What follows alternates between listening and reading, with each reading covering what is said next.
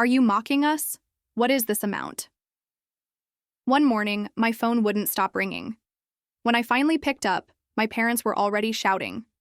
I could barely understand my father's words. They blended together into anger. When I asked what was wrong, he exploded that my sister Allie sent them $4,000 every month, but I was sending only 50 cents. I froze. That wasn't true.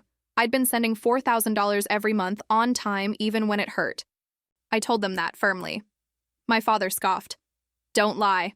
Allie is a model. She earns more than you. She's been sending $4,000. You only sent 50. I'm disappointed in you. Ally is smart. My mother piled on. Are you just living alone and spending money on yourself? Learn from your sister. She sends us so much from her hard work. You don't care about us at all. Their words were heavy and cold. I felt small, like a child again. Why did they think I sent only 50 cents? Sadness rose like a tide. I couldn't even find words to defend myself. In that moment, I decided to do what they told me. If 50 cents was such an insult, then I would stop sending money entirely. I couldn't take it anymore. My name is Violet. I'm 28 and work for a food processing company. My sister Allie is 5 years younger. From the day she was born, people stared at her beauty. Adults always stopped and said, I've never seen such a cute child. Next to her, I was always called plain. People laughed when they compared us. My parents believed Allie was destined to be a model or actress. They adored her. With me, they were cold and strict. That split was obvious even when we were small. When I was in elementary school, I wore neighbors' hand-me-downs. Allie always had new clothes that matched the latest trend. I never had lessons of any kind. If Allie wanted to try something, she started immediately. Because she was spoiled like that, Allie became pushy. I don't have to lend you my things, Violet, but I can use yours. She slowly took my favorite stationery one piece at a time. When I complained, my parents defended her. Allie is still a child. Forgive her. You're the older sister, Violet. Let it go. Even when Allie was clearly wrong, the answer was always, forgive her. My voice never mattered. Over time, I learned to swallow it.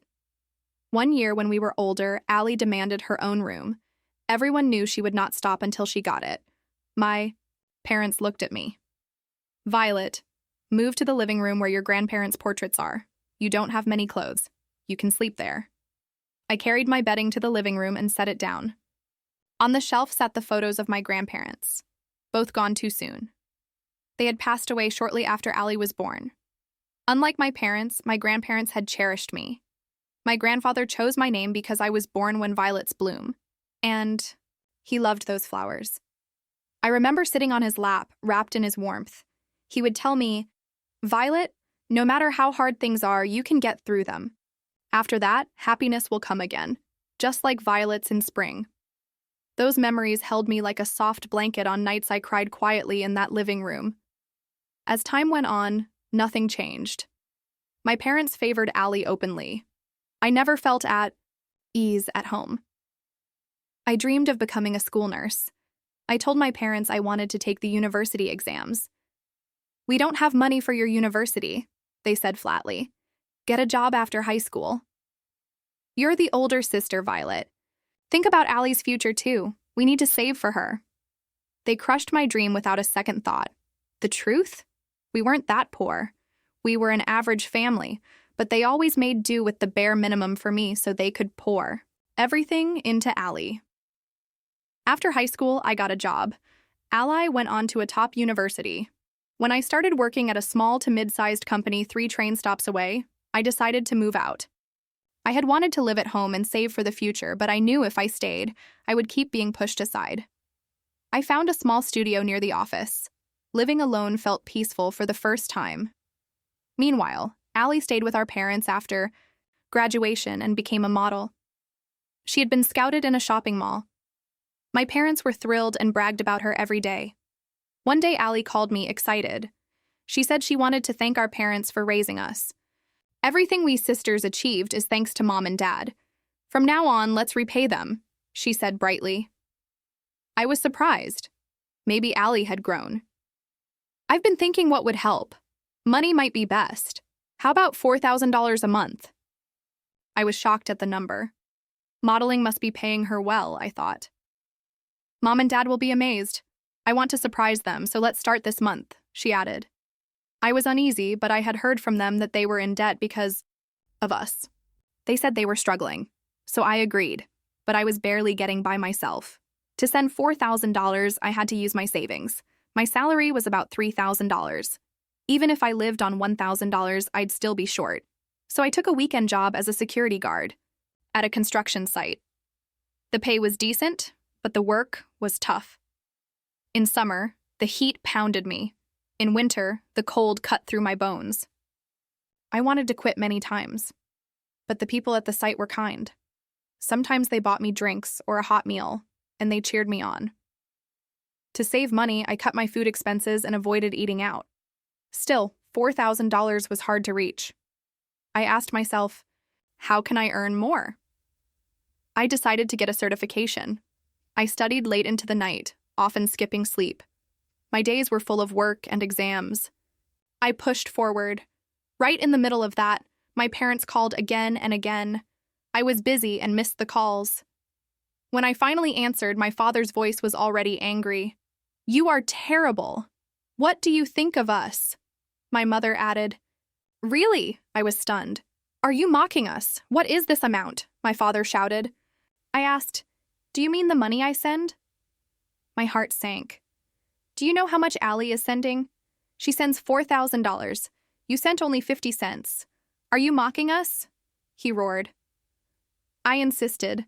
"That's not possible. I send $4,000 every month." My father snapped, "Don't lie. Allie earns more than you. She sends $4,000. I'm disappointed. Allie is smart." My mother sighed. "Are you just enjoying your life alone and spending freely? Learn from your sister. She cares. You don't." I was crushed. I couldn't even speak. Earlier, Allie had said, "Since it's from both of us, let's keep it a secret and use the name Rainbow for the deposit." I didn't know then that her stage name was Rain, and the little 50-cent deposit, that was sent under my real name, Violet. So my parents thought Allie was the one sending $4,000 under Rainbow, and the embarrassing 50 cents was from me. Before I could explain, they shouted, "We don't need your insulting 50 cents, and hung up. I felt betrayed, set up by my own sister. I couldn't sleep that night. I was torn and exhausted. I needed advice. I met my high school friend Nina for lunch. She works at a consulting firm and has always been sharp and fair. "What happened?" she asked, studying my face. I told her everything. She listened quietly, then asked, "Are your parents really in trouble financially? They're only in their 50s. She was shocked by the $4,000 amount. "They say it's debt from raising us," I murmured. Nina frowned. "But you didn't even go to university. Most of that spending was for Allie, right? And isn't your dad still working? They've been living fine until now. Why suddenly $4,000? If they say your contribution is just 50 cents, then stop the payments, exactly as they suggested." Her words hit my heart. "You're too kind, Violet. Don't let them push you around."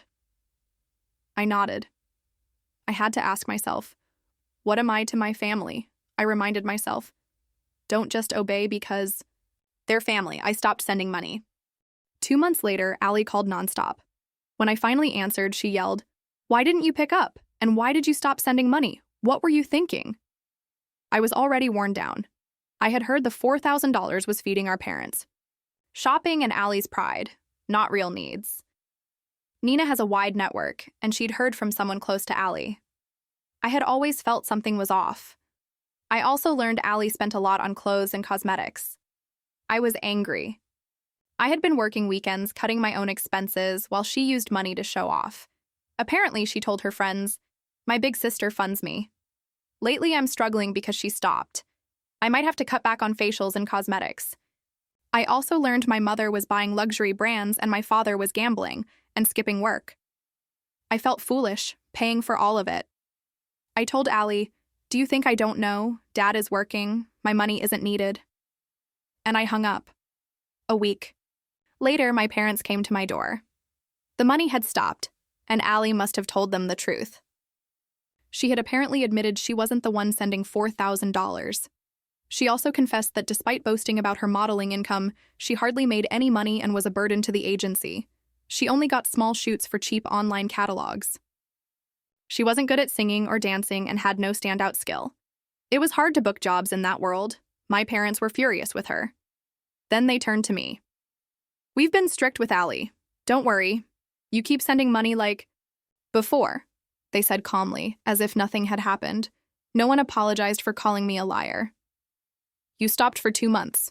Deposit those when you can. You're reliable," they added without shame. My stomach turned. Their greed had no limits. I asked something I had wondered about. "I heard there was debt. Is that true?" My father said boldly. "Debt? No. We paid Allie's tuition with your grandparents' inheritance. So the debt for us story was a lie." My mother shrugged. "We just need a bit more for shopping. Your father's salary isn't enough." It was clear. They didn't need my money. They wanted more for luxuries. I said firmly, "Dad's income should be enough. Also, Allie should get a full-time job." My father snapped, "Is that how you talk to your parents? I didn't raise a daughter like this." My mother added, "We don't need a daughter like you." Then they threatened, "We'll use the savings your grandfather left for you.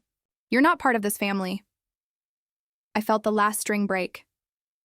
"Do as you want, but don't contact me again," I said. When they left, I cried. What was I to them? A wallet? Nothing more. 2 months passed. One day, the doorbell rang. My parents and Allie stood there. I thought I would never see them again. I opened the door slowly. They looked tired and worn. They stared at me, stunned. "What's with that look?" they asked. I had changed. I looked healthier, more confident, and I wore nicer clothes than before. I had worked hard, passed a certification to become a small business consultant, and switched jobs through Nina's help. My salary had improved. I was now a team leader and planning to move closer to the new office. I told them calmly. They didn't congratulate me. "Before you enjoy luxuries, give us money," they demanded. "Are you going to abandon your struggling family? Lend us some," they pleaded. Disgust washed over me.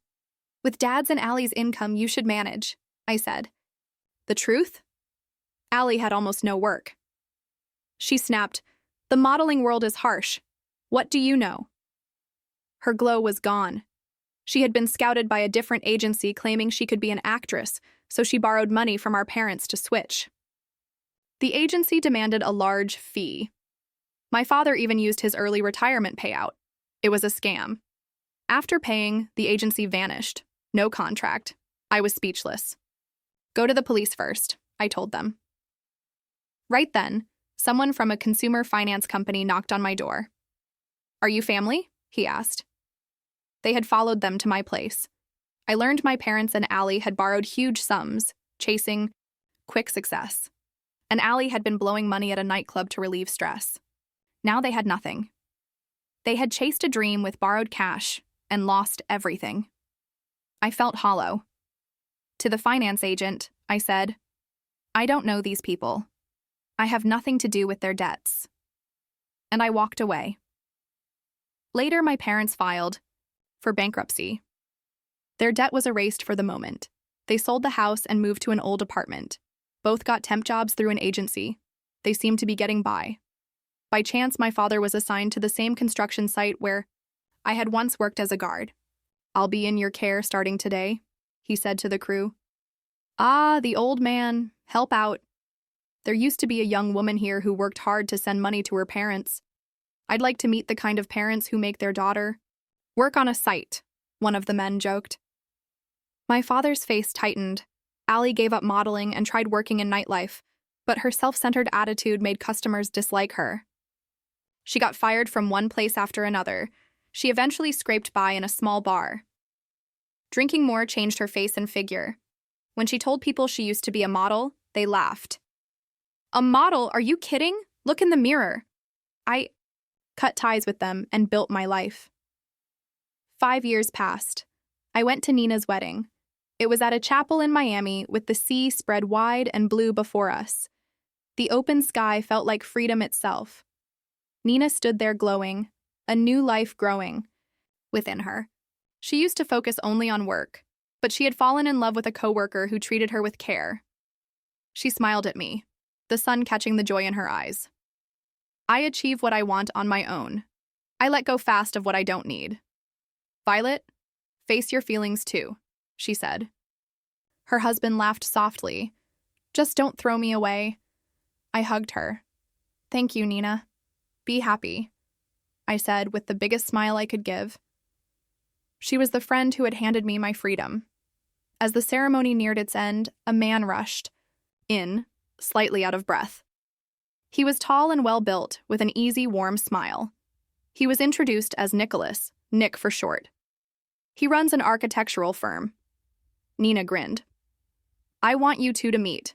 You're alike in all the best ways, she said, teasing. We both laughed. We talked, and it felt natural. Soon we were making plans to have dinner. I feel like violets are blooming in my heart again. From here on, I will enjoy work and love, with my whole self. Grandpa, please keep watching me from the sky.